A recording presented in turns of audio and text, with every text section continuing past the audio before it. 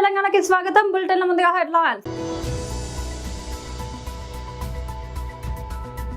నాంపల్లిలోని రాష్ట్ర కార్యాలయంలో బీజేపీలో చేరుతున్న ప్రముఖ ఐటీ ప్రముఖులు.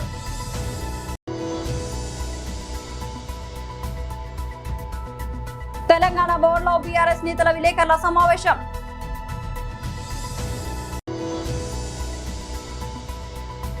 తాడేపల్లి పార్టీ కేంద్ర కార్యాలయంలో ఎమ్మెల్సీ మొండితో అరుణ్ కుమార్ ప్రెస్ మీట్.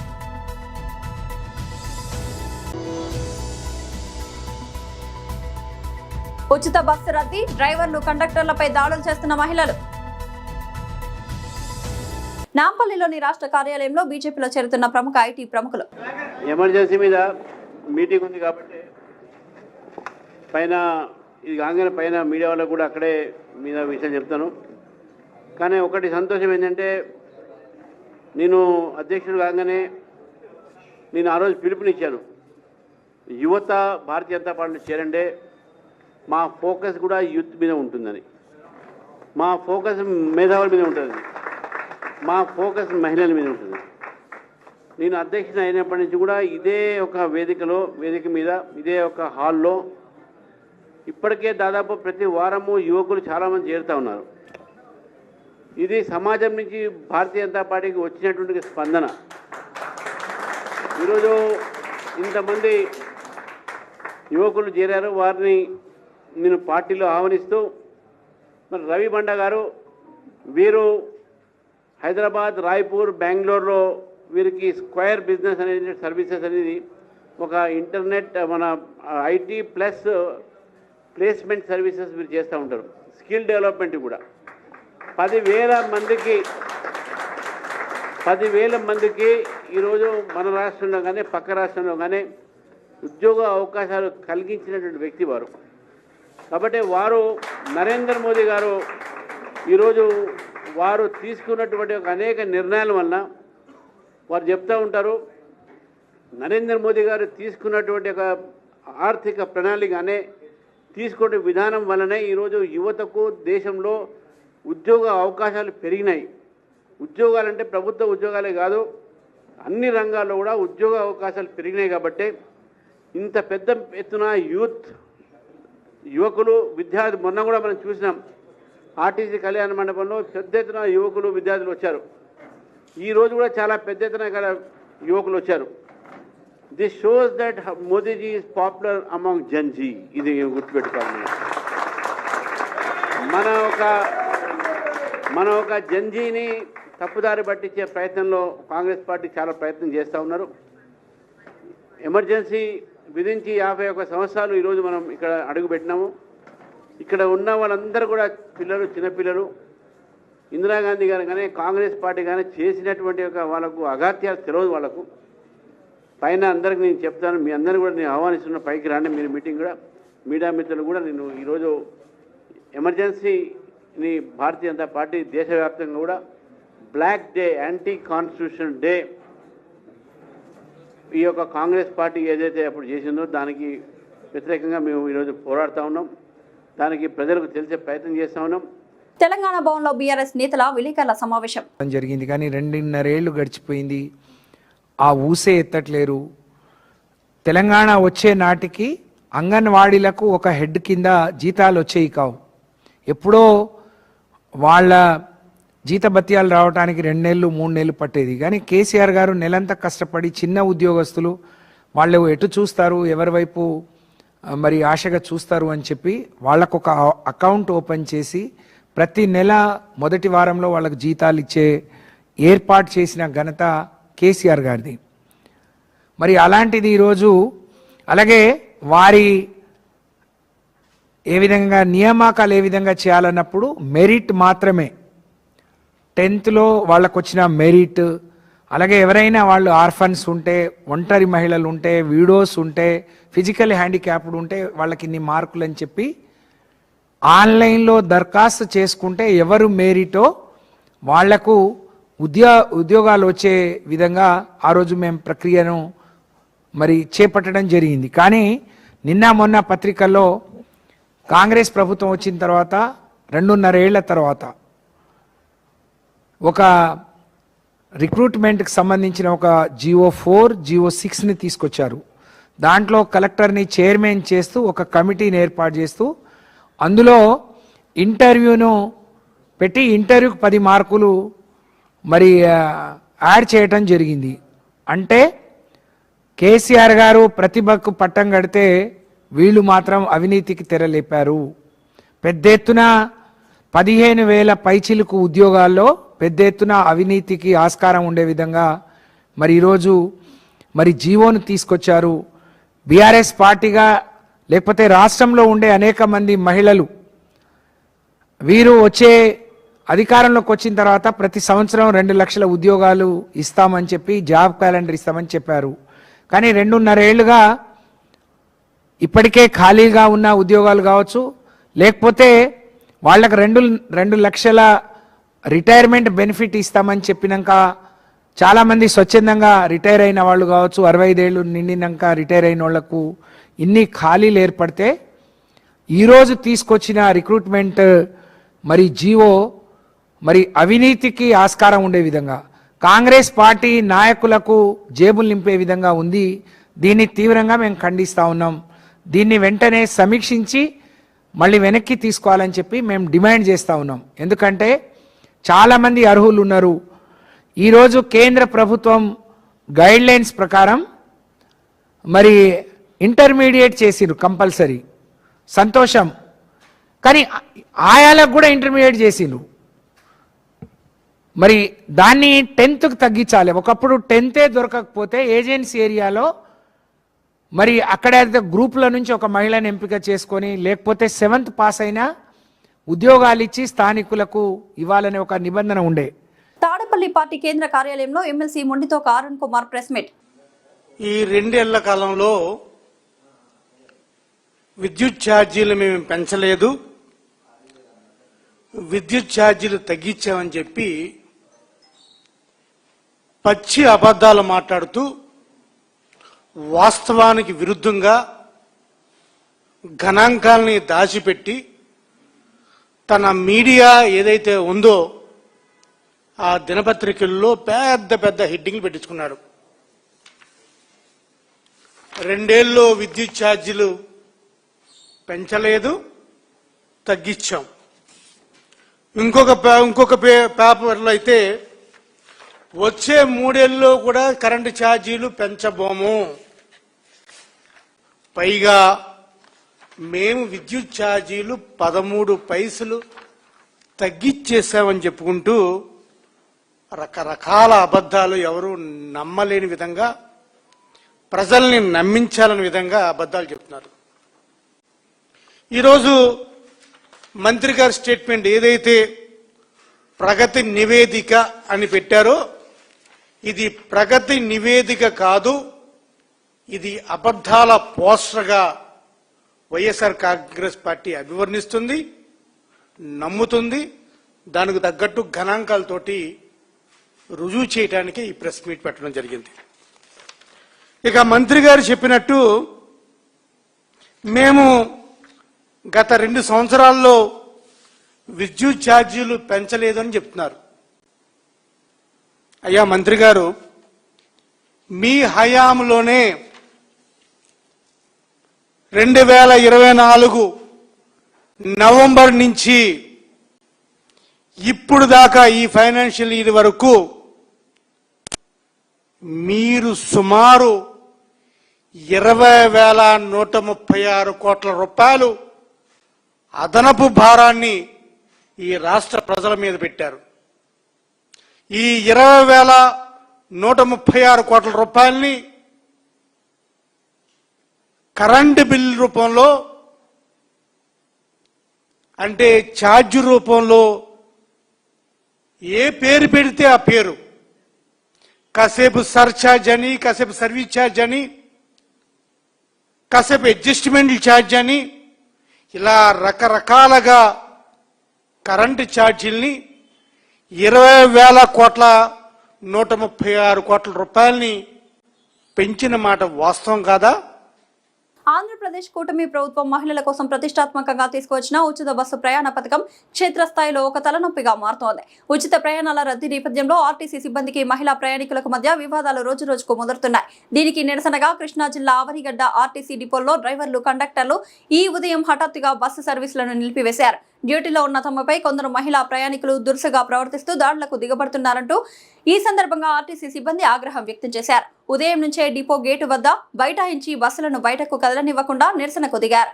ఈ హఠాత్ పరిణామంతో ఉదయాన్నే స్కూళ్లు, కాలేజీలకు వెళ్లే వందలాది మంది విద్యార్థులు, ఆఫీసులకు వెళ్లే ఉద్యోగులు తీవ్ర ఇబ్బందులు పడ్డారు.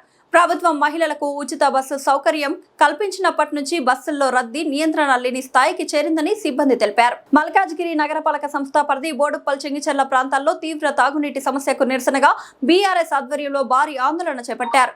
బీఆర్ఎస్ నాయకులు కొత్త రవిగౌడ్, సిగురు రేణుకా, రవికుమార్, ముదిరాజ్ నేతృత్వంలో ప్రజలు, మహిళలు ర్యాలీ నిర్వహించి చెంగిచెర్ల జలమండలి కార్యాలయాన్ని ముట్టడించారు. మహిళలు బిందెలతో నిరసన కార్యక్రమంలో పాల్గొని సమస్య తీవ్రతను అధికారుల దృష్టికి తీసుకెళ్లారు. రోడ్డుపై బైఠాయించి ధర్నా చేయడంతో కొంతసేపు ట్రాఫిక్ కు అంతరాయం కలిగింది. బోడుప్పల్, చెంగిచెర్ల ప్రాంతాల్లో వారానికి ఒక్కసారి మాత్రమే తాగునీరు సరఫరా అవుతోందని స్థానికులు ఆవేదన వ్యక్తం చేస్తున్నారు. తక్కువ ఒత్తిడితో నీరు రావడం వల్ల అనేక కాలనీలకు తాగునీరు అందడం లేదని ఆరోపించారు. సమస్య పరిష్కారం కోసం పలుమార్లు అధికారులకు వినతి పత్రాలు ఇచ్చినా స్పందన లేదని ప్రజలు మండిపడ్డారు. వెంటనే శాశ్వత పరిష్కారం చూపాలని, లేకపోతే మరింత ఉధృతంగా ఆందోళన చేపడతామని బీఆర్ఎస్ నాయకులు హెచ్చరించారు. 11, 12 డివిజన్లో పెద్ద ఎత్తున మాకు వాటర్ ప్రాబ్లం, చాలా ప్రాబ్లం జరుగుతుంది. కనుకనే మేము ఈరోజు జలమండలికి ఈరోజు రావడం జరిగింది. ఇంత పెద్ద ఎత్తున నీళ్ళ ప్రాబ్లము 10 రోజుల నుంచి 10 రోజులకు ఒక్కసారి కూడా నీళ్ళు ఇవ్వకపోవడం చాలా దారుణం. ఈ ప్రభుత్వం పెద్దగా ఇంకా చాలా పెద్దగా చెప్తుంది, ఇది మేము అది చేస్తున్నాం, ఇది చేస్తున్నామని. ముఖ్యంగా ఏం కావాలి వీళ్ళకు? ముఖ్యంగా వాటర్ కావాలి. వీళ్ళకి ముఖ్యంగా వాటర్ లేని వీళ్ళకు ఎంత ప్రాబ్లం అవుతుందంటే, పిల్లలు స్కూల్ సెలవులు స్టార్ట్ అయ్యి వాళ్ళు స్కూల్ స్టార్ట్ అయినాయి. ఆ స్కూల్ స్టార్ట్ అయితే వీళ్ళకు వాటర్ ఏంది పెద్ద ఎత్తున వీళ్ళకి ఎంత ప్రాబ్లం అవుతుంది. వీళ్ళకు ఈ రోజు నుంచి వాళ్ళకు వార్నింగ్ ఇస్తున్నాము అధికారులకు. డే బై డే ఖచ్చితంగా వాటర్ ఇవ్వాలని ఈ అధికారులను కోరుతున్నాము. ఇక్కడ మంత్రి గారిని కూడా కోరుతున్నాము. మా ఇన్ఛార్జ్ మంత్రి గారు ఉన్నారు, ఆ మంత్రి గారిని కూడా వీళ్ళకు అధికారులకు చెప్పి డే బై డే ఇవ్వాలని కోరుకుంటున్నాం. మా ఎమ్మెల్యే గారు ప్రతిరోజు ఎప్పుడు ఎమ్మెల్యే గారు విషయం తీస్తారండి. ఎమ్మెల్యే ఏం చేస్తారండి? వచ్చి నీళ్ళు ఇస్తాడు ఆయన. వాళ్ళు ఫోన్ చేసి చెప్తాడు వాళ్ళకి ఏం కావాలో, నీళ్ళు ఎందుకు ఇస్తలేరని. ప్రతి సంవత్సరం లేనిది ఇప్పుడు మాకు నీళ్ళ ప్రాబ్లం వచ్చిందంటే చాలా దారుణం అయిపోయింది. ప్రతిరోజు ఇప్పుడు డే బై డే ఇవ్వాలని కోరుకుంటున్నాం. ఖచ్చితంగా థర్డ్ డే ఖచ్చితంగా మానిటర్ చేస్తాము.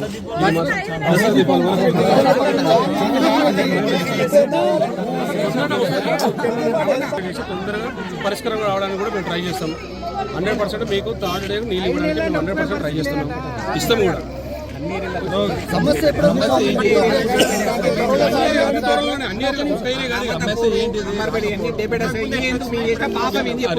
ఇప్పుడు ఉన్నదాన్ని నేను సర్వ్ చేయగలుగుతున్నాను.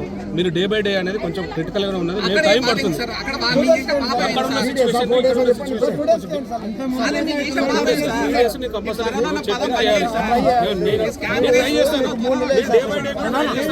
కరీంనగర్ జిల్లా జమ్మికుంట మండలం ఏసీపీ మాధవి హుజరాబాద్ ఆధ్వర్యంలో మోతులగూడెం, అంబేద్కర్ చౌరస్తా నుండి గాంధీ చౌరస్తా వరకు మత్తు పదార్థాల గురించి ర్యాలీ నిర్వహించినారు. ఈ సందర్భంగా వారు మాట్లాడుతూ విద్యార్థులు, యువత మాదక ద్రవ్యాలకు దూరంగా ఉండాలని తెలిపినారు. విద్యార్థులు మంచి అలవాట్లను అలవర్చుకొని ఉన్నత చదువులు చదివి తల్లిదండ్రులకు ఆదర్శంగా నిలవాలని వివరించినారు. ఈ కార్యక్రమంలో సిఐ రామకృష్ణ గౌడ్, పోలీస్ సిబ్బంది పాల్గొన్నారు. విద్యార్థులకు, పత్రికా మిత్రులకు మరియు ఎలక్ట్రానిక్ మీడియా సోదరులకు మరియు నా సిబ్బంది అందరికీ కూడా నమస్కారం.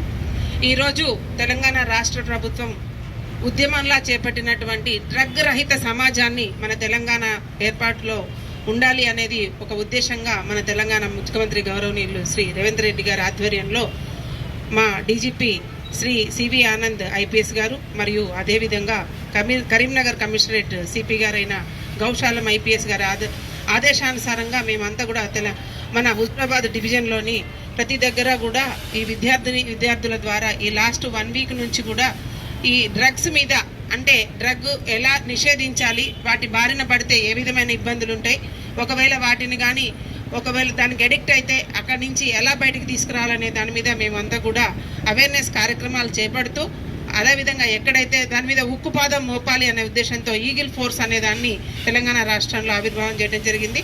వారి ఆదేశానుసారంగా వారి ఆదేశాల మీద మేమందరం కూడా వారికి సహకరిస్తూ ఈ డ్రగ్స్ మీద అవేర్నెస్ కార్యక్రమాలు చేపట్టడం జరుగుతుంది. లాస్ట్ 1 వీక్ నుంచి కూడా ప్రతి స్కూల్లో ఎస్ఏ రైటింగ్ కాంపిటీషన్స్ అండ్ తర్వాత డ్రాయింగ్ కాంపిటీషన్స్, ముగ్గుల పోటీలు, తర్వాత స్పోర్ట్స్ కండక్ట్ చేస్తూ వాళ్ళలో చైతన్యం తీసుకొస్తూ వాళ్ళలో పిల్లల నుంచి ఇది తీసుకురావాలా, మనమంతా కూడా తెలంగాణని ఏ విధంగా అయితే ఉద్యమించి తెలంగాణని తీసుకొచ్చుకున్న తెలంగాణలో డ్రగ్ రహిత సమాజం కూడా అదే విధంగా ఉండాలనే ఉద్దేశంతో ఈ డ్రగ్ రహిత సమాజంలో ప్రతి ఒక్కరు కూడా భాగస్వాములు కావాలి. మీ సొంత పిల్లలైతే అడిక్ట్ అయితే మన కుటుంబం ఏ రకంగా అయితే బాధపడతామో ఎక్కడ కూడా అట్లాంటి అవకాశం ఉండకూడదు, ఆ వాతావరణంలో మన సమాజం ఉండొద్దు అనే ఉద్దేశంతో ముందుకు పోవడం జరుగుతుంది. కాబట్టి మీ అందరి సహకారం కూడా మాకు ఇస్తూ ఈ డ్రగ్, ముఖ్యంగా మన దగ్గర ఉన్న డ్రగ్ ఏంటంటే గాంజా ఉంటుంది. ఈ గాంజాని తాగటం నేరమే, అమ్మటం నేరమే, దాన్ని ట్రాన్స్పోర్ట్ చేయడం నేరమే. అట్లా కానీ ఎక్కడైనా సమాచారం ఉన్నట్టయితే 1098కి సమాచారం ఇస్తే వారి మీద మేము తగిన చర్యలు తీసుకుంటాము. మీ అందరి సహకారంతో ముందుకు వెళ్ళాలనే మేము ముందుకు వెళ్తామని మీకు మాటిస్తూ, అదేవిధంగా ఎక్కడైనా కానీ ఒకవేళ ఈ డ్రగ్కి మీకు మీ చుట్టుపక్కల వాళ్ళు కానీ, మీ కుటుంబ సభ్యులు కానీ, మీ గ్రామంలో వాళ్ళు కానీ ఎవరైనా డ్రగ్ ఈ గంజాయికి అలవాటు పడి వారి యొక్క బంగారు భవిష్యత్తును పాడు చేసుకుంటున్నట్టయితే వారికి డీ అడిక్షన్ సెంటర్ ప్రభుత్వ వాళ్ళు నిర్వహించే డీ అడిక్షన్ సెంటర్, ప్రకృతి డీ అడిక్షన్ సెంటర్ కరీంనగర్లో ఉంది. మా ద్వారా వారికి పంపడం జరుగుతుంది. విజయనగరం జిల్లా శృంగవరపుకోట మండలం కురిడి గ్రామంలో పాఠశాల ఏర్పాటు చేయాలని ఎస్ఎఫ్ఐ ఆధ్వర్యంలో నిరసన కార్యక్రమం చేయడం జరిగింది. విజయనగరం జిల్లా ఉపాధ్యక్షుడు కె రమేష్ మాట్లాడుతూ ఎస్కోట మండలం దారపర్తి పంచాయతీ పరిధిలో మారుమూల గిరిజన గ్రామం కురిడి. అయితే ఈ గ్రామంలో దాదాపుగా 100 కుటుంబాలు నివాసం ఉంటున్నాయి. వీళ్లకు నడవడానికి సరైన రోడ్డు సదుపాయం కూడా లేదు. అయితే ఈ గ్రామంలో పిల్లలు చదువుకోవడానికి ఒక ప్రభుత్వ పాఠశాల కూడా లేదు. స్వాతంత్రం వచ్చి 77 ఏళ్లు గడుస్తున్నా దేశంలో గిరిపుత్రులకు చదువు అందని ద్రాక్షగానే ఉంది. అయితే ఇదే గ్రామంలో 30 మంది పైగా పిల్లలు ఉన్నారు. వీళ్ళంతా గోనపాడులో ఉన్న పాఠశాలకు చదువుకోవడానికి సుమారు అడవి మార్గాన 6 కిలోమీటర్లు నడిచి వెళ్లాల్సి వస్తోంది. అయితే రాష్ట్ర విద్యాశాఖ మంత్రి నారా లోకేష్ గారు ఒక ప్రెస్ మీట్ లో గత 2 సంవత్సరాల్లో రాష్ట్రంలో పిల్లలందరూ ప్రభుత్వ స్కూళ్లకి మొగ్గు చూపుతున్నారని తెలిపారు.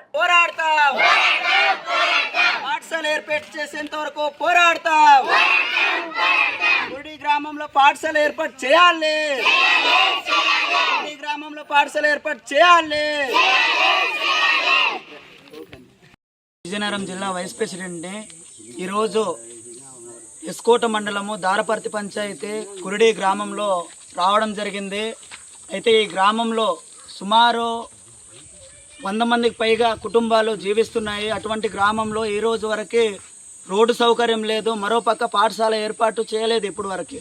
అయితే ఇప్పుడు వరకు దాదాపు డిఈఓ కానీ ఎంఈఓ కానీ ఇటువంటి గ్రామాలకు ఏ రకమైనటువంటి పాఠశాలలు కానీ విద్యార్థుల చదువు పైన కానీ ఏ రకమైనటువంటి దృష్టి పెట్టారని చెప్పేసి ఎస్ఎఫ్ఐకి ఈరోజు అడుగుతున్నాము. అదే కాకుండా ఇటువంటి గ్రామాలు దాదాపు జిల్లా వ్యాప్తంగానే రాష్ట్ర వ్యాప్తంగానే గిరిజన గ్రామాలు చాలా వరకు ఉన్నాయి. ఇటువంటి పరిస్థితుల్లో కనీసం రోడ్లు లేవు, ఒక పక్క విద్యార్థులు చదువుకుందామంటే చదువు లేదు. అటువంటి పరిస్థితుల్లో గ్రామ స్థాయిలో పాఠశాలలు లేవు. అటువంటి పరిస్థితుల్లో విద్యార్థులు ఏ రకంగా చదువుకుంటారు, భవిష్యత్తులో సమాజాన్ని నిర్మించే నిర్మాతలుగా ఏ రకంగా తయారవుతారని చెప్పేసి ఈరోజు ఎస్ఎఫ్ఐకి డిమాండ్ చేస్తున్నాము. కాబట్టి మొన్న విద్యార్థులు ఆందోళన చేపట్టినప్పుడు అధికారులు హామీ ఇచ్చారో ఏదైతే ఈ కురిడి గ్రామం ఉందో ఈ కురిడి గ్రామంలోనే పాఠశాల ఏర్పాటు చేయడానికి దాదాపు 1.5 సంవత్సరం పడుతుందని చెప్పేసి హామీ ఇచ్చారు. ప్రస్తుతానికి రేకుల షెడ్ ఏర్పాటు చేస్తామని చెప్పేసి హామీ ఇవ్వడం జరిగింది. అయితే ఈరోజు మేము ఎస్ఎఫ్ఐకి డిమాండ్ చేస్తున్నది ఒకటే, పాఠశాల అనేది వెంటనే ఏర్పాటు చేసి విద్యార్థులకి విద్య అందించాలి, అంతే తప్పితే కానీ రేకుల షెడ్ ఏర్పాటు చేయడం ఏంటి. అదే కాకుండా ఈరోజు రాష్ట్రంలో ఉన్నటువంటి విద్యాశాఖ మంత్రి నారా లోకేష్ గారు విద్యార్థుల భవిష్యత్తు తీర్చిదిద్దడమే మాకున్నటువంటి లక్ష్యం అని చెప్పేసి హామీలు చెప్తూ ఉన్నారు. విద్యార్థుల భవిష్యత్తే ముందుకు పోవడానికి మేము కృషి చేస్తున్నామని చెప్పేసి చెప్తూ ఉన్నారు. అటువంటి పరిస్థితుల్లో గ్రామ స్థాయిలోని పాఠశాలలు లేవు. అటువంటి పరిస్థితుల్లో విద్యాశాఖ మంత్రి అయినటువంటి నారా లోకేష్ గారు వెంటనే స్పందించాలి, పాఠశాల ఏర్పాటు చేయాలి. రేకుల షెడ్ ఏర్పాటు చేయడం కాదు, పాఠశాల వెంటనే ఏర్పాటు చేయాలని చెప్పేసి మేము ఎస్ఎఫ్ఐగా డిమాండ్ చేస్తున్నాము. గ్రామంలో దాదాపు ఉన్నటువంటి విద్యార్థులు ఇప్పుడు దాదాపు 8 కిలోమీటర్ల దూరంలో వెళ్ళి చదువుకోవాల్సిన వంటి పరిస్థితి. రోడ్డు సౌకర్యం లేదు, 8 కిలోమీటర్ల దూరం వెళ్ళాలంటే చాలా ఇబ్బంది అయ్యేటటువంటి పరిస్థితి. కాబట్టి విద్యాశాఖ అధికారులు కావచ్చు, ఎంఈఓ డిఈఓ గారు కావచ్చు, గిరిజన శాఖ అధికారులు కావచ్చు, విద్యాశాఖ మంత్రి నారా లోకేష్ గారు కావచ్చు, ఈ కురుడి గ్రామంలో సుమారు 100 కుటుంబాలకు పైన ఉన్నాయి. కాబట్టి తప్పనిసరిగా ఈ గ్రామంలో పాఠశాల ఏర్పాటు చేసి విద్యార్థులకి పూర్తి స్థాయిలో విద్య అందించాలని చెప్పేసి మేము ఎస్ఎఫ్ఐగా డిమాండ్ చేస్తూ ఉన్నాము. అదే కాకుండా పాఠశాల ఏర్పాటు చేయని ఎడల వెంటనే ఎస్ఎఫ్ఐగా మేము జిల్లా వ్యాప్తంగానే, రాష్ట్ర వ్యాప్తంగా, దేశవ్యాప్తంగానే గిరిజన గ్రామాల్లో అడుగడుగున పాఠశాలలు ఏర్పాటు చేయాలని చెప్పేసి మేము ఎస్ఎఫ్ఐగా భవిష్యత్తులో పెద్ద ఎత్తున పోరాటాలు, ఆందోళనలు చేపడతామని చెప్పేసి ఈ సందర్భంగా హెచ్చరిస్తున్నాము. బులెటిన్ ముగించే ముందు హెడ్లైన్స్ మరోసారి. నాంపల్లిలోని రాష్ట్ర కార్యాలయంలో బీజేపీలో చేరుతున్న ప్రముఖ ఐటీ ప్రముఖులు.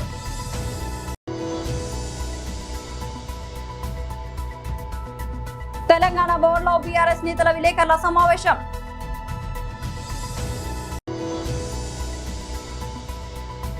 తాడేపల్లి పార్టీ కేంద్ర కార్యాలయంలో ఎమ్మెల్సీ మొండితో అరుణ్ కుమార్ ప్రెస్ మీట్.